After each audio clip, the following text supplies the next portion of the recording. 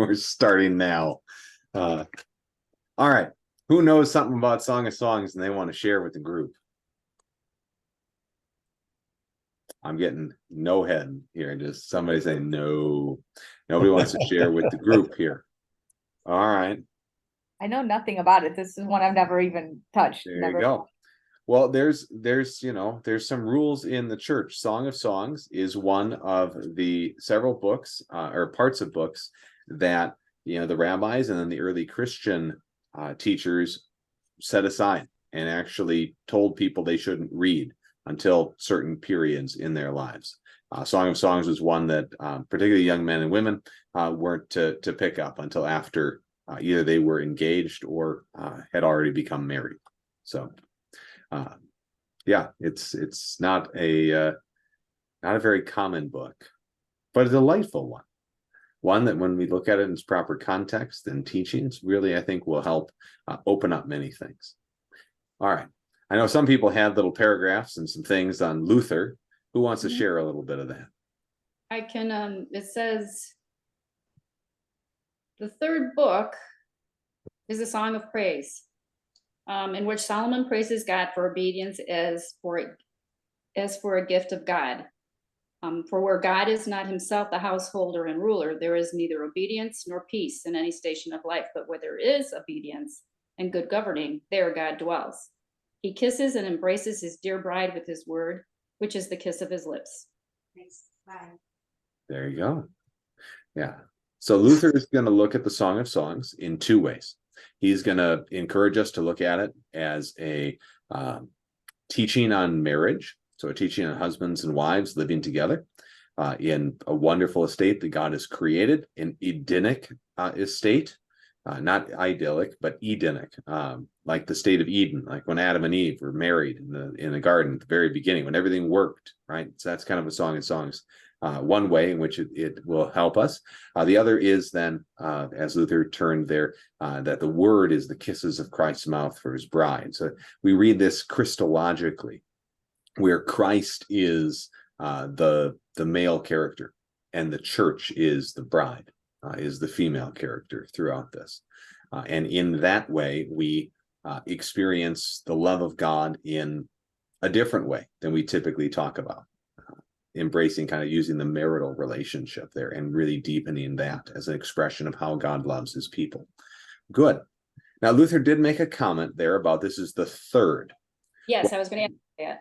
Yeah, so what he's talking about there is this is the third book attributed to Solomon. Okay. So Solomon writes Proverbs, Ecclesiastes, and Song of Songs. And in that order, they deal with, various church fathers have offered their thoughts, and Luther tends to follow these, but kind of faith, hope, and love, those three theological virtues that Paul talks about. Faith being kind of knowledge and right living, that's what Proverbs deals with. Hope is what Ecclesiastes deals with, because Ecclesiastes is just sad otherwise if it's not at least pointing us somewhere. And then obviously Song of Songs deals with love. And so that's one of the more traditional forms that comes out very early in the Christian tradition. By about the 2nd and 3rd century AD, you have a pretty firm teaching that these three books of Solomon form people in those virtues. So if you want to be formed in the virtue of love, read Song of Songs. So did Solomon actually write these, or I mean, was he giving them to a scribe, his thoughts, or I mean, I'm just trying to picture this king. Yeah, so well, let's get into it then. So that's a big question. Historically, we've assumed Solomon to write it. But when you start to kind of question that, the question becomes, okay, is Solomon the original author? I'm going to say yes to that. I think there was some editing that has taken place. There's some there are some Arminianisms and then some Persian loan words. There's even a Greek word that shows up in this. So it seems like there has been some editing, perhaps a little bit later, maybe some change of terminology would be my guess.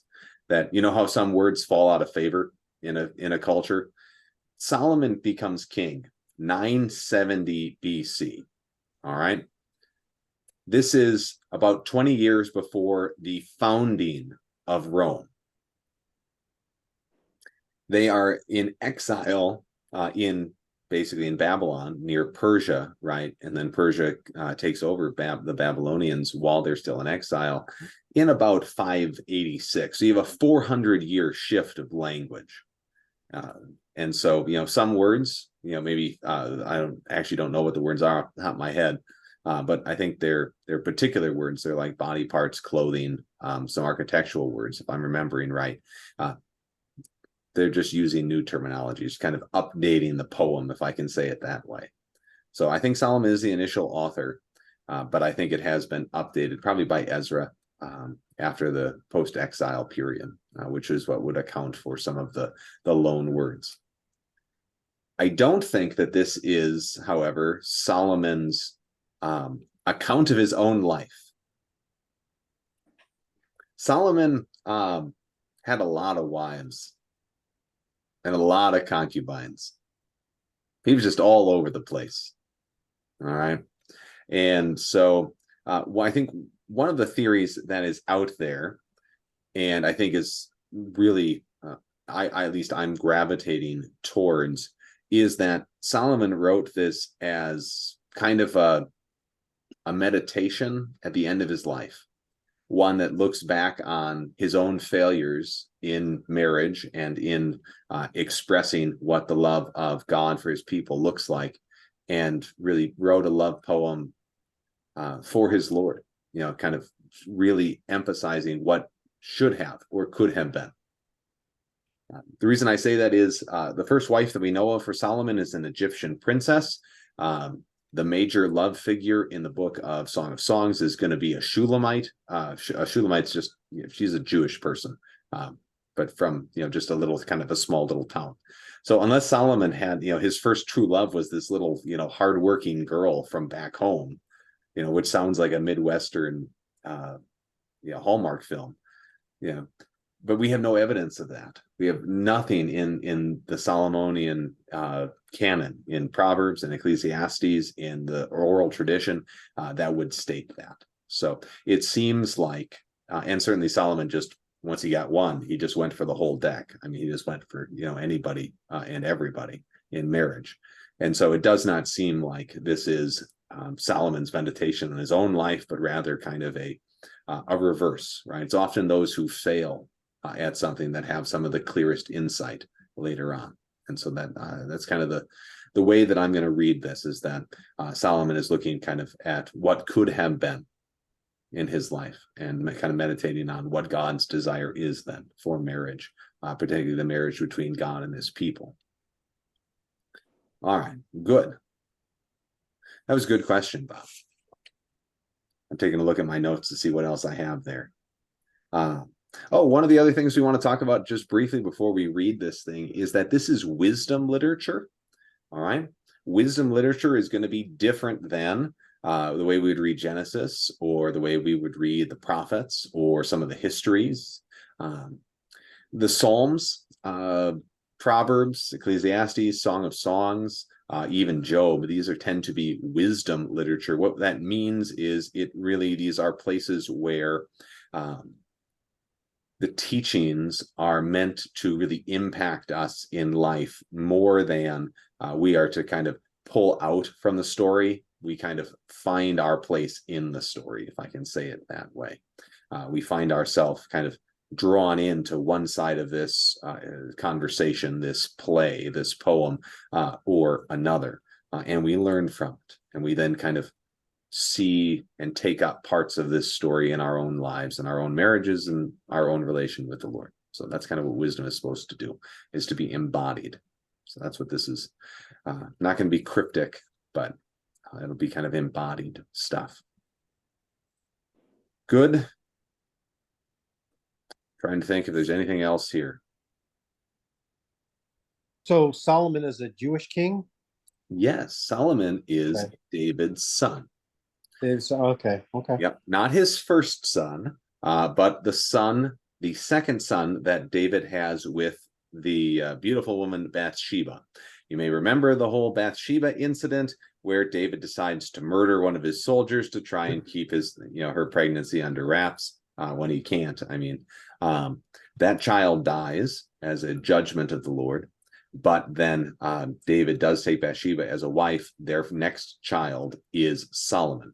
And David promises Bathsheba, because of the sin he has committed against her, that her son would be king.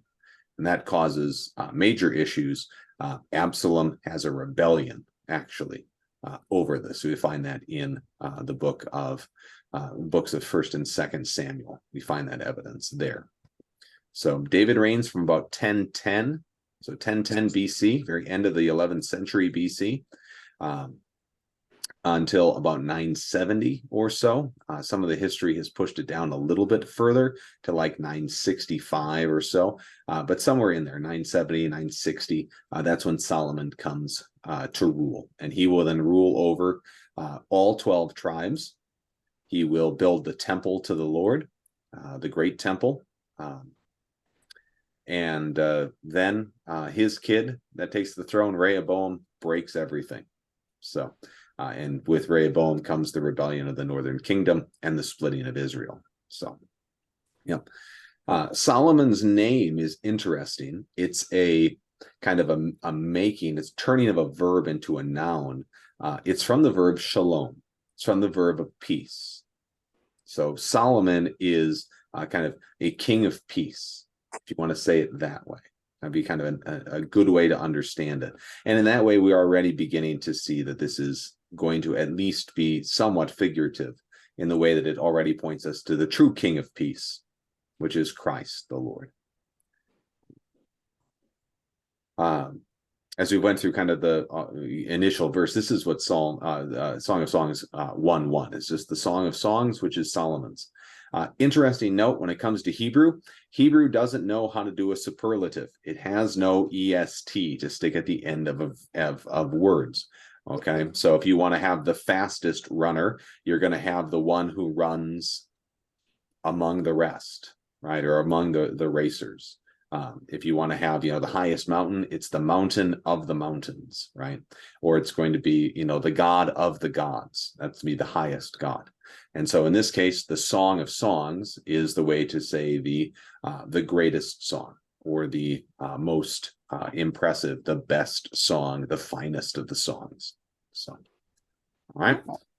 So yeah, we'll get into even more as we go through this. One of the things that we'll try and draw attention to is Hebrew poetry does like to play with sounds in Hebrew, but even more, it loves to echo and then to expand. So it tends to work off of lines. So you have kind of a sense line where it'll say something, and then it'll expand that idea. Verse 2 does that, not getting too far, but let him kiss me with the kisses of his mouth, for your love is better than wine, right? We've now expanded that idea, okay?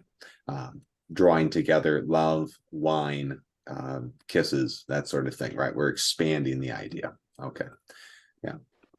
All righty. So here's what we're going to do now that I've explained a little bit here from the intro. There are 6 major units within this love poem. I'm not going to stop at each unit, but just kind of know there are kind of 6 movements to it. What I figure we can do, and like what I would like to do, at least for a little bit, we'll see how bad it goes, is just to read it to you.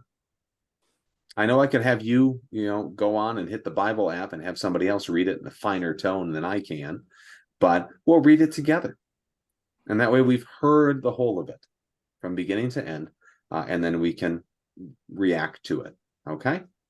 So the finest of songs, about what is Solomon's. This is a translation by this individual. His name is Ian Duggard. Not that you can read it backwards there. I will try and send this to you this week. All right. And because I should have access to this on as a PDF.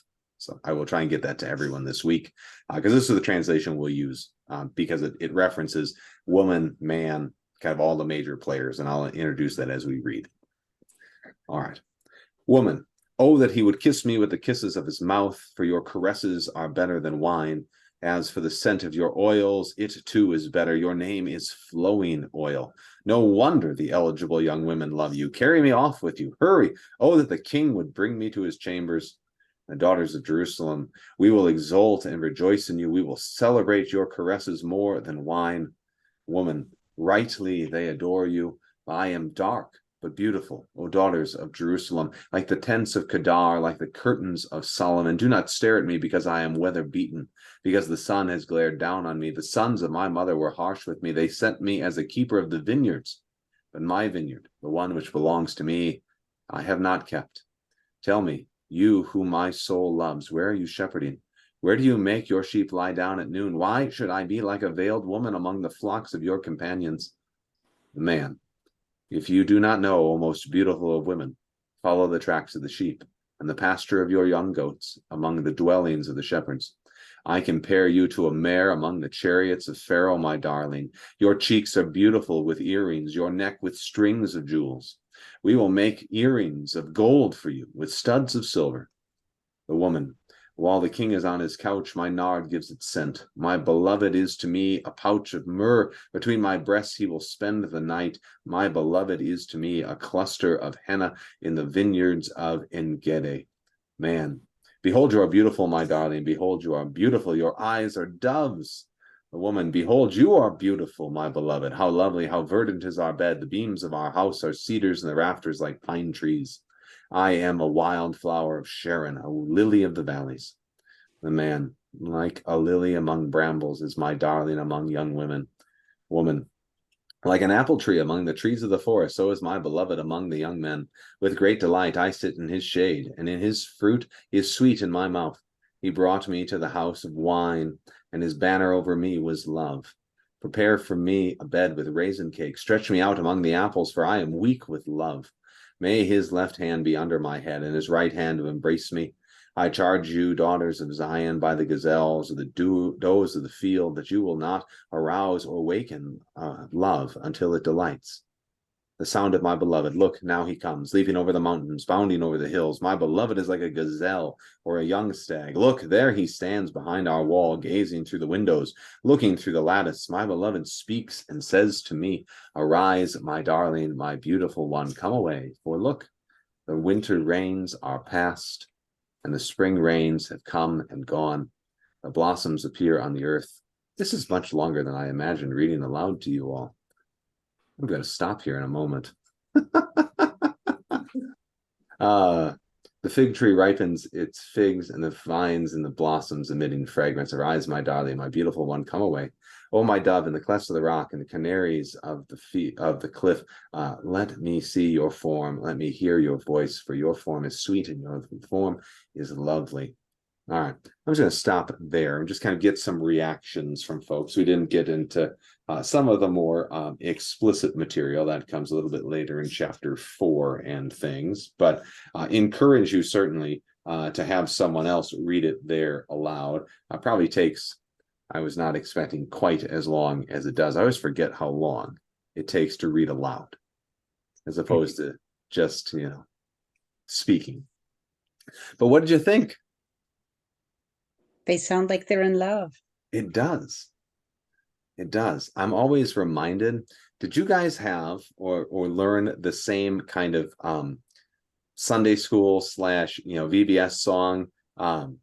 He brought me to his banqueting table, his banner Yes, is love. sung that, yes. I get you. I know. Song of When I read Songs. this the first time, I'm going, oh my gosh, the children's Sunday school song is from Song of Solomon. Oh my gosh. That's You were hilarious. singing about a wedding night with the kids. All the kids were singing about a wedding night. His banner over me is love. They're talking about the banner over the bed. Yeah, I know.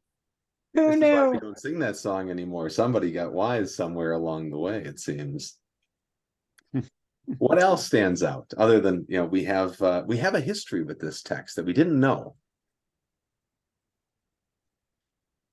It's interesting that you said you think it was written at the end of his life, because this sounds more like the beginning of a relationship. Mhm. Oh, yeah, very much. Yeah. You have all of these, happy, lovey feelings expressed at the beginning of a relationship, and then later you're just like, yep, all right, we're good. You know, What? it's been 20 Very years. enamored with each other, yes. Your marriage isn't like this, Linda? I mean, come on. It's just, 30 years later, it's still very much. Honestly, I don't know that my marriage is ever like this. I'm married to a fighter pilot. There are its own fireworks in that. Certainly. This reminded me of the Ten Commandments and Charleston Heston when he comes out of the desert and he meets the shepherd women of the Mhm. system. The language sounds the same. I wonder Yeah. if that got the dialogue, the inspiration for the dialogue. I don't know if they got it from there, but I wouldn't put it past them. Certainly, the writers of that day were more akin to not only having known this, but certainly using it as kind of a source document. Absolutely. Instead of a Marvel comic. Yes. Instead of going for the third grade humor, they went for the top shelf, which not everybody can appreciate, but absolutely. Actually, the Charlton Heston brings to mind something else. So one of the historical pieces of this Song of Songs is there is an Egyptian connection to it, but not in the kind of influenced from Egypt. We know that Solomon's first wife, again, I put this towards the end of his life. We don't really know, but what we do know historically is that there is evidence that kind of in the late 10th century, so 950 and under, there is a genre of Egyptian love poetry that begins to flourish, that follows very much this form and pattern of Song of Songs. And that would make sense if Solomon really did marry the Egyptian princess and Queen of Sheba and all of that stuff, and him being so wise, and he starts writing a book about love. Oh, why not mimic that and bring that to bear? So there is something to that kind of. This goes out and actually influences the culture in other places. So good. It's always interesting to just kind of read and then just to. I hope you were able to kind of begin to imagine kind of how this scattered conversation takes place. So many scenes just kind of coming and going, and that's what a love poem does, right? It's just kind of the bubbling over of this rushing stream. You get bits and pieces of it. I was chuckling to myself as I was thinking about this earlier, and then even in reading it. Song of Songs is preached on in the early church and even into the medieval church, most certainly. Typically, though, the sermons that we have recorded, the historical sermons on Song of Songs, happen within monasteries. Monasteries. Okay. Yeah. So can you imagine an abbot speaking to his fellow brothers about the let him kiss me with the kisses of his mouth? We can't say that today. People go in the absolute wrong directions with that. But Saint Bernard of Clairvaux, if you know that name, Bernard of Clairvaux, some of his most important works are his sermons on the Song of Songs from his time in the monastery. So Is this why they had a vow of silence in a lot of the monasteries? say that again, Bob. Sorry. Why they had a vow of silence in a lot of so they could only read it and they couldn't talk about it. Maybe a little bit. It depends on the monastery. Most monasteries were built on some kind of a rule of hours, which is a rule of prayer, and then a rule of really reading or preaching, proclaiming the Psalms, some kind of speaking of the Psalms together. So there was at least in most monasteries there was some sound and often work as well. But there were others that were, yes, quiet. All right, good. Anything else that this kind of makes you feel, think, experience? Shakespeare. Romeo and Juliet. Yeah, absolutely. Where do you think he got the inspiration from? Yep. Yeah. More plagiarism. Yes, there's lots of euphemism going on in here. So as we go into the text, what we'll do is we will kind of talk about it from its physicality. There'll be pieces to it. I know as I was beginning, to read, we'll have to unpack a little bit. Like, my beloved, this is verse 13 from chapter 1. My beloved is to me a satchel of myrrh that lies between my breasts. They didn't have deodorant. Okay, so they would, take like a nice smelling substance, right? And then make it into almost like a little necklace, right? And that's where it hangs. So that then kind of helps us to understand that, from that, well, where's the beloved going to spend his time? So Where it smells nice. that's right. Exactly. And from that then, and this is the point, Trina, then, right, is not only just to make that kind of, all right, we're on the edge of all starting to blush here because we're talking about marital relationships and things, but then to make the move to, what does this teach us about God, his love for us and our love for him, right? Is that here, this is the woman speaking, so this is the church. We want our beloved to come and to, to be with where it smells nice. And what does God say about things that are, what other scriptures come to mind about sweet smelling, or things that God delights to smell? Lots of incense. Prayer. Yes, prayer, exactly, Ken. Right? Let my prayer rise before you as incense, the pleasing, right?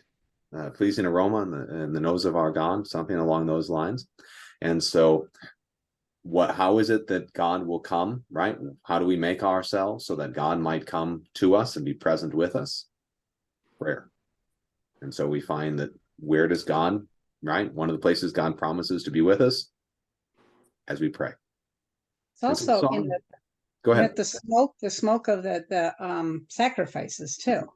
Absolutely. So that's another piece, right? And we heard today from Paul, let our whole lives be a living sacrifice. So now our whole lives can give up that sense, so that whether we are in church work or just being a Christian in a family or a household, all of that now is given to the pleasing aroma, in which we seek to create a place for God to come and to dwell with us, to be present, and to have that closeness. So we can find that closeness with God, even in those places that sometimes feel so distant.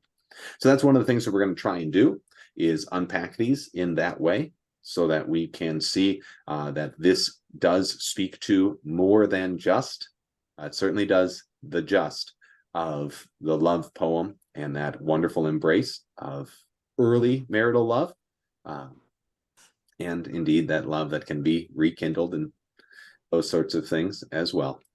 But then it also opens to us a greater depth. So does that make sense? Good. You guys are great at this stuff anyway. So I don't have a whole lot more planned for us this evening. I know it's a little bit shorter on our time, but I imagined that I was going to read a little bit longer, but as I started paging through and realizing just how little I'd read, I figured I'm not going to go for half an hour of making you just sit here and listen to me drone on about that. So, all right. Next time I will send to you, and you will have before you then that translation. We'll take a look at that. We'll work through that, just kind of probably section by section is how we'll take it. Doing a couple of them at a time. I certainly encourage you to either listen or read the wholeness of it in one sitting if you can. Just like anything, it's just to experience it. I'm not asking you to look through it and go, all right, we got to deal with verse 5. I am very dark, but lovely, right? We'll spend plenty of time next week talking about what on earth verse 5 is, because there is a ton of material out there on what it means for her to say she's dark, and how the church has looked at that in the past at different times. Not asking to understand that right now, but just read through it, see what comes up, mark up the translation, mark up your Bible, right? With questions, notes, thoughts. If you see a phrase and you're like, I know that's from somewhere, figure out where it's from, make that little connection for yourself. And we will then dive into all of that next week. All right. Sounds like homework. It is homework, but it's a All fun right. homework because it's an awkward homework. Because you have to read a love poem. There we go.